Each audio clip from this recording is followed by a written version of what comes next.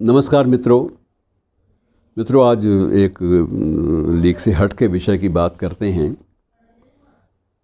कि अब परिंदों से उनका आसमान छिनने जा रहा है।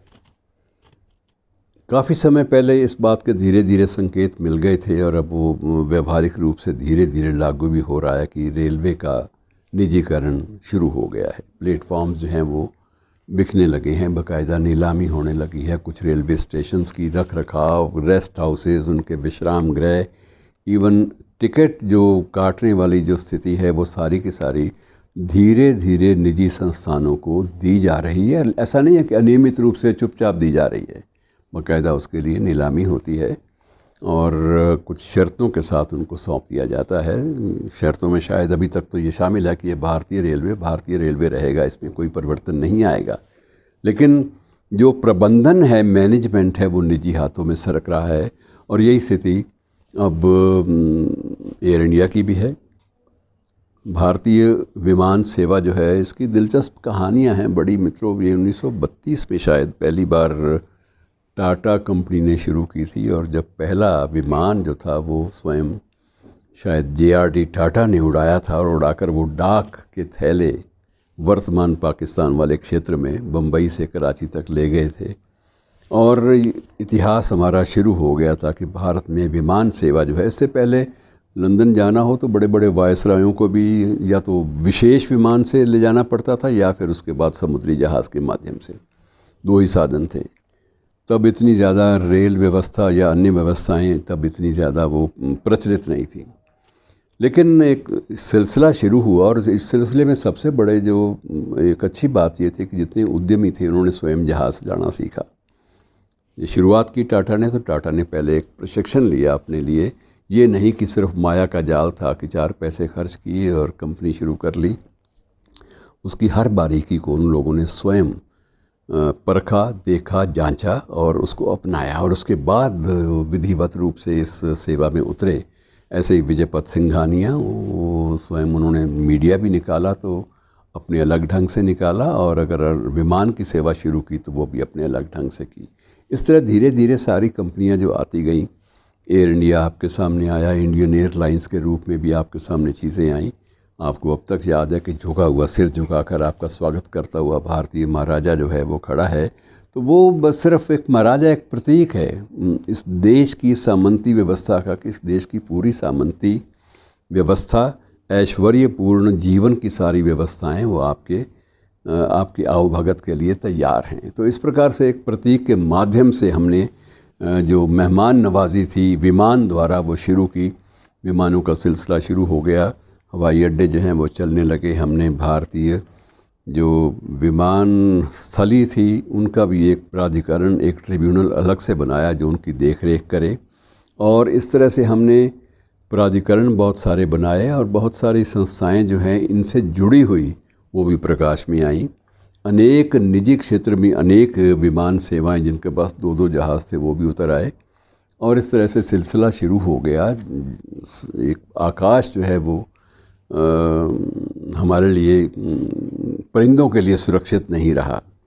ये ज़रूर उस वक्त आशंका व्यक्त की गई थी, क्योंकि अब ये विमान बेशक जितना मर्जी बड़ा परिंदा हो उसको परिंदे का ही आकार दिया गया है। परिंदे के आकार का विमान होता है, 2 पंख भी होते हैं साथ में लगे हुए, पंख हिलते नहीं वो बात अलग है। लेकिन किसी एक परिंदे के टकराने मात्र से, कॉकपिट के पास सामने वाले शीशे से टकराने मात्र से दुर्घटना हो जाती है और टकराने वाला परिंदा भी ज़मीन पे गिरता है और विमान भी ज़मीन पे गिरता है। ऐसी दुर्घटनाएं बहुत हुई हैं। इसलिए अब कई बार ये एयर जो कंपनियां हैं या जो विमान स्थलों का जो प्राधिकरण है प्रबंधन का, वो सबको चेतावनी देता है कि ये रेलवे, ये जो विमान स्थली है, उड़ान की जो एक प्रकार से जो पट्टियां हैं, इनके आसपास कोई खाने की चीज़ नीचे ना फेंकें, क्योंकि इनको देखकर परिंदे लपकेंगे और परिंदे लपकेंगे दुर्घटनाएं होंगी और फिर यात्रा करने वाले यात्रियों के जीवन भी खतरे में पड़ेंगे और जो पूंजी का निवेश हुआ है वो तो ख़त्म होगा ही होगा। बहरहाल ये दुनिया तब्दील हो रही है मित्रों। अब सरकारी क्षेत्र में चीज़ों को चलाना उतना ज़्यादा संभव नहीं रहा और सरकारों के पास उतना ज़्यादा वित्तीय संसाधन अब नहीं रहा कि वो सभी चीज़ों को स्वयं अपने प्रबंधन से जारी कर सकें। और निजीकरण जो है, इसके लिए बाकायदा एक मंत्रालय भी कुछ वर्ष पहले बन गया था, जो सिर्फ विनियोजन अर्थात वो डिसइन्वेस्टमेंट का काम ही करता था कि जितनी भी डिसइन्वेस्टमेंट हो जाए, जितने भी सरकारी संस्थान जो घाटे में हैं उनको निजी हाथों में सौंप दिया जाए, ताकि उनकी बेहतर जो मुनाफे की संभावनाएं उज्जवल हो सकें। और इन्हीं संभावनाओं को लेकर कुछ प्रयोग भी हुए। पहले एक वक्त था कि निजी क्षेत्र में जो बैंक काम करते थे उनका निजीकरण कर लिया, उनका सरकारीकरण कर दिया गया था, राष्ट्रीयकरण किया गया था। और एक वक्त उसके बाद वो आया कि उन्हीं राष्ट्रीयकृत बैंकों का निजीकरण धीरे धीरे करना पड़ा। लगा कि ये व्यवस्था जो है वो चलेगी नहीं।